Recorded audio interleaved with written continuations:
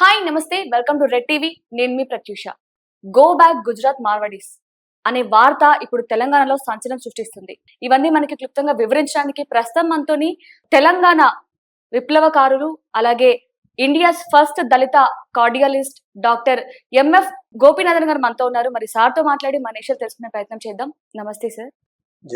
Sir, మీరు కూడా వినే ఉంటారు. అసలు మొత్తం కూడా తెలంగాణలో సంచలనం సృష్టిస్తుంది ఈ వార్త అయితే, గో బ్యాక్ గుజరాత్ మార్వడీస్. ఒకప్పుడు ఈ జుంగరత్ బజార్ అని తర్వాత ఆ ప్రాంతాలు ఉండేది. మన అఫ్జల్గంజ్ చార్మినార్ సైడ్ అఫ్జల్గంజ్ ఏరియాలో ఉండేవాళ్ళు. ఇప్పుడు ప్రతి గల్లీలో వీళ్ళే ఉన్నారు. టీ దుకాణం దగ్గర నుంచి, చెప్పుల షాపుల నుంచి, బంగారం షాపుల నుంచి, బంగారం అంటే కొంచెం పక్కన పెడదాం, టీ దుకాణం, చెప్పుల షాపులు, గుండు పిన్నులు, బొట్లు, కాటుకలు, చిన్నపిల్లలు ఆడుకునే బొమ్మలు బజార్లో తిరిగి అమ్ముతున్నారు. అంటే ఎట్లా వస్తున్నారు వీళ్ళు? మరి ఇక్కడ ఉన్నటువంటి కోమట్ల పరిస్థితి ఏమిటి? ఇక్కడ ఉన్నటువంటి అవసరాల పరిస్థితి ఏమిటి? బంగారు పనులు చేసుకునేవాళ్ళు, ఖమ్మంలో బంగారపు దుకాణం, ఇంతకుముందు బంగారు పని చేసుకునే వాళ్ళంతా ఆ శ్రామికులంతా కూడా అడుగట్టిపోయారు. ఎటుపోయారో తెలియదు. ఇంతకుముందు వాళ్ళు ఆ దుకాణాలు పెట్టు పని చేసుకునేవాళ్ళు. ఈ పెళ్ళిళ్ళు అయితే ఆ పెళ్ళిళ్ళ సమయంలో వీళ్ళ దగ్గరకు వచ్చేవాళ్ళు. ఏది అదేదో తాలిబుట్టని, లేకపోతే చెవులు కానీ, ముక్కులు కానీ, ఇవన్నీ తీసుకునేవాళ్ళు. కానీ ఇప్పుడు ఆ దుకాణాలు ఎగిరిపోయినాయి. ఖమ్మంలో నేను చూసింది. ఇక్కడ కూడా అదే జరిగింది.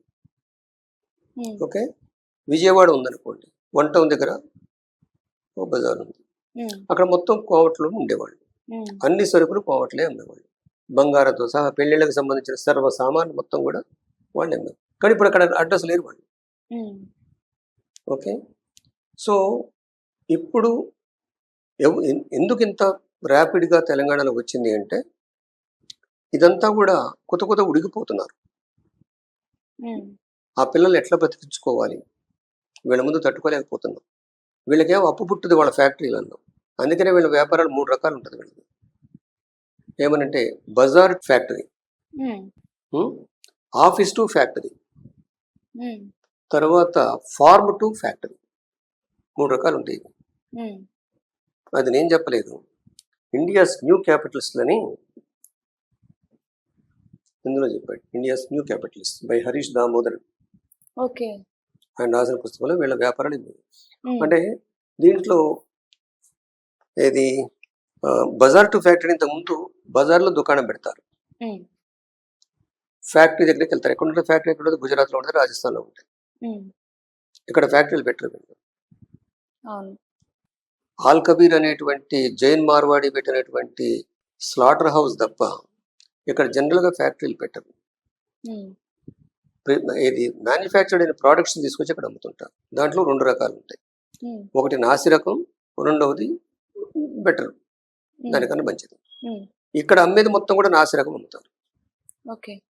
ఫ్యాక్టరీ యజమానులు మళ్ళీ వీళ్ళే. అక్కడ వీళ్ళ అన్నలో తమ్ముళ్ళు ఎవడో ఉంటాడు అక్కడ, గుజరాత్లోనో ముంబైలోనో ఎక్కడో. సో వాళ్ళు వీళ్ళకి అప్పిస్తారు, తక్కువ రేటుకి ఇస్తారు. మార్కెట్లో 2 రూపాయలు వడ్డీ టైప్ ఉంటే వీళ్ళకి ₹1/2కే ఇస్తారు. మరి మీరు వెళ్ళారనుకోండి, మీరు వెళితే 2 నుంచి 3 రూపాయలు పెరుగుతుంది. మార్కెట్ కన్నా ఎక్కువ రేటు పెరుగుతుంది. మీరు ఇక్కడ తీసుకొచ్చి చీప్గా అమ్మలేరు కదా. వీడు చీప్గా అమ్ముతాడు, చీప్ మెటీరియల్ని చీప్గా అమ్ముతాడు వీడు. తర్వాత ఇది జీరో వ్యాపారం ఉంటుంది. అంటే ట్యాక్స్లు ఉండవు, బిల్స్ ఉండవు. నువ్వు ఒక వస్తువు కొంటే ఆ వస్తువు గ్యారంటీ ఉండదు. మళ్ళీ తిరిగి తీసుకెళ్ళావు అనుకోండి, వాడు కర్ర తీసుకొని కూర్చుంటాడు, నువ్వు నా దగ్గరికి ఎందుకు వచ్చావని చెప్పేసి. ఇది జనంలో ఒక వాటర్ బాయిలింగ్ పాయింట్ లాగా బాయిలింగ్ పాయింట్ వచ్చేసి ఇప్పుడు ఫ్లేర్ అప్ అవుతుంది. ఇది ఇక్కడే కాదు, తెలంగాణనే కాదు, రాయలసీమలో అది ఎక్కడ పొద్దుటూరు ఏదో ఉంది, పొద్దుటూరులోనో చిత్తూరులోనో వాళ్ళు ప్రొటెస్ట్ చేశారు, మార్వాడి ఇక్కడ ఉంటానికి వీల్లేదని. ఓకే, సో అందుకని తెలంగాణలో ఇప్పుడు వచ్చింది కాదు, తెలంగాణ కాదు, సౌత్ ఇండియా మొత్తంలో వస్తుంది అది. సార్, ఇప్పుడు అయితే మనకి ఆర్టికల్ 19 ప్రకారం ఎవరైనా ఇండియాలో ఎక్కడైనా వ్యాపారం చేసుకోవచ్చు అనే ఒక ఆర్టికల్ ఉంది సార్. సో ఇప్పుడు వాళ్ళు ఇక్కడ వ్యాపారం చేసుకోవడం వల్ల ఎటువంటి నష్టాలు ఉంటాయి సార్? అంటే ఎందుకు చేసుకోకూడదు, ఎందుకు గో బ్యాక్ మార్వడీస్ అంటున్నారు? మీరు ఒక పాయింట్ అడిగారు, ఆర్టికల్ 19 అనేది. ఆర్టికల్ 12 నుంచి ఆర్టికల్ 32 వరకు ఇండియన్ కాన్స్టిట్యూషన్లో మీరు ఇవన్నీ అడుగుతారనే చెప్పేసి నేను పుస్తకం తీసుకొచ్చాను. ఈ ఆర్టికల్స్లో ఇండియన్ కాన్స్టిట్యూషన్లో ఎక్కడో కూడా ఒకటి దోచుకోమని రాయలేదు. జీవించే హక్కు 21 ఆర్టికల్ ప్రకారం జీవించే హక్కు ఉన్నది అందరికీ. వాళ్ళు వ్యాపారం బ్రతికే హక్కు ఉన్నది. దోచుకోమని మాత్రం ఆర్టికల్లో రాయలేదు ఎక్కడ. కానీ ఇండియన్ కాన్స్టిట్యూషన్ బాబాసాహెబ్ అంబేద్కర్ రాసిన కాన్స్టిట్యూషన్లో దోచుకోమని లేదు. దోచుకోవాలి అనేది ఎక్కడ ఉంది, ఏ కాన్స్టిట్యూషన్లో ఉంది అంటే మనుస్మృతిలో ఉంది. వీళ్ళు ఇండియన్ కాన్స్టిట్యూషన్ ఫాలో కావట్లేదు, మనుస్మృతిని ఫాలో అవుతున్నారు. అందులో దోచుకోవచ్చు, నువ్వు ఎంతైనా దోచుకోవచ్చు. అసలు నువ్వు పుట్టిందే దోచుకోబడటానికి. కాబట్టి ఈ ఆర్య త్రైవర్ణికాల యొక్క రైట్ ఏమిటంటే మనుస్మృతిని ఫాలో అవుతున్నారు. వాడు దీన్ని అడ్డం పెడుతున్నాడు. ఆర్టికల్ 19 అట్లుంది, నువ్వు ఎక్కడైనా బతకొచ్చు, నువ్వు బ్రతుకు, కానీ ఇంకొకటి చావ పట్టకు. సరే, ఇప్పుడైతే మార్వాడీస్ ఏ విధంగా దోచుకుంటున్నారంటారు? ఏ విధంగా దోచుకుంటున్నారంటారు? నేను చెప్పాను కదా, క్వాలిటీ లేని ఐటమ్స్ అమ్ముతున్నారు. ఓకే, బంగారం అంటే నువ్వు బంగారం అమ్మదలుచుకున్నావు అనుకో, తరుగు అంటాడు అక్కడ. తరుగు అనే మాట విన్నావా? దానికి ఛార్జ్ చేస్తారు. సో ఇక్కడ మొత్తం ఐటమ్స్ మొత్తం కూడా మన ఇంటికి కావాల్సిన ప్రతి అంశం కూడా ఇంక్లూడింగ్ ఇవన్నీ కూడా మార్వాడీని అమ్ముతున్నారు మీకు. ఈ చైర్స్, ఆ కెమెరాలు, ఇవన్నీ కూడా. కానీ వీడు తయారు చేశాడా? వాడు తయారు చేయలేదు దాన్ని. వాడు సెల్ ఫోన్ తయారు చేయడం కూడా రాదు. అంటే ఇప్పుడు మనం కొంటున్నాం కాబట్టి వాళ్ళు అమ్ముతారు కదా సార్, అది మనలో కూడా తప్పు ఉండొచ్చు కదా? కొంటున్నాం కాబట్టి అమ్మటం కాదు.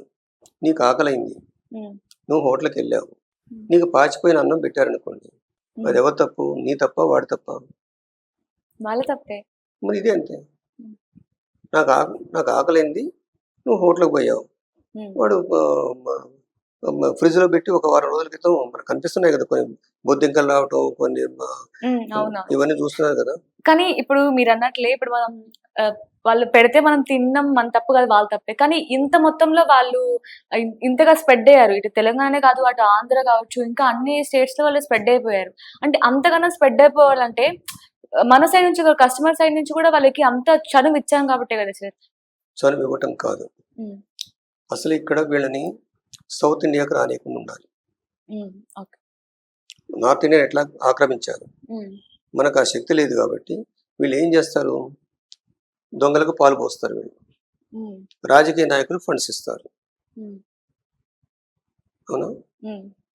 దానికి ఉదాహరణ మీకు మొన్న రీసెంట్గా మీరు విన్నారో లేదో, ఎలక్టరల్ బాండ్స్ అని ఒకటి వచ్చింది. సుప్రీంకోర్టులో కూడా కేసు అయింది.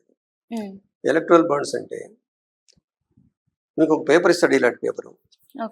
నీకు ఒక కంపెనీ ఉంది, నీ పేరు మీద నువ్వు నాకు ఒక 40 కోట్లు ఇచ్చావు. ఈ 40 కోట్ల బదులు 400 కోట్ల వ్యాపారం నాకు ఇస్తావు నువ్వు గవర్నమెంట్కి వస్తే, నువ్వు ఎమ్మెల్యే అయితే, ఎంపీ అయితే.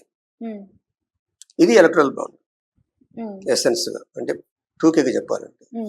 సో అందరికన్నా ఎక్కువ, అన్ని పార్టీల కన్నా ఎక్కువ మొత్తంలో ఎలక్టరల్ బాండ్స్ కొన్నది ఎవరు అంటే మార్వాడి ప్రభుత్వం నుంచి, బీజేపీ పార్టీ. నేను ఇప్పుడు అదే అడుగుదాం. బీజేపీ పార్టీకి హైయెస్ట్ అమౌంట్ బీజేపీ పార్టీకి వెళ్ళింది. కాబట్టి వాళ్ళ ప్రభుత్వం ఉందనుకోండి, మీరు మాట్లాడారనుకోండి, మిమ్మల్ని అర్బన్ నక్సలైట్ అంటారు. మీరు ప్రశ్నిస్తారు. సపోజ్ మీ పేరు ముస్లిం పేరు అనుకోండి, మీరు టెర్రరిస్ట్ అవుతారు బీజేపీకి, ఆర్ఎస్ఎస్ వాళ్ళకి. అర్బన్ నక్సలైట్స్ ఏమో ప్రశ్నిస్తున్నారు, ముస్లిమ్స్ ఏమో భయపడి వస్తున్నారు బతకడానికి ఇక్కడ ఇండియాలో. కాబట్టి వీళ్ళకి అధికారంలోకి పోయిన తర్వాత, ఇంతకుముందు పార్టీలకి స్టేట్ పవరే ఉండేది. ఎమ్మెల్యేగా గెలిస్తే ఆ గవర్నమెంట్ ఏర్పరిస్తే దాన్ని స్టేట్ పవర్ అంటారు. స్టేట్ పవర్లో ఏముంటాయి? ఒకటి లెజిస్లేచర్ ఉంటుంది, ఎగ్జిక్యూటివ్ ఉంటుంది, ఐఏఎస్ ఐపీఎస్ ఆఫీసర్, సెక్రటరీ ఉండి చూడండి, ఎగ్జిక్యూటివ్ ఉంటుంది, జ్యుడిషియరీ ఉంటుంది, దానికి మీడియా కూడా తోడవుతుంది. ఇది స్టేట్ పవర్ అంటారు. కానీ ఇప్పుడు ఒక 100 సంవత్సరాల చరిత్రలో బీజేపీ వాళ్ళ అధికారంలోకి వచ్చిన తర్వాత 11 సంవత్సరాల నుంచి వీళ్ళకి స్టేట్ పవర్తో పాటు స్ట్రీట్ పవర్ కూడా ఒక 100 సంవత్సరాలు బట్టి పెంచారు. ఆ స్ట్రీట్ పవర్ ఏమిటి? గుండాగిరి. గౌరీ లంకేష్ని చంపారు కదా, ఆవిడ ధర్మస్థల ఏరియాలో శవాలు బయట పెట్టే ఆర్టికల్ రాయబోయింది మంజునాథ్ దేవాలయం దగ్గర, కర్ణాటకలో. ఆవిడ చంపేశారు షూట్ చేస్తారు.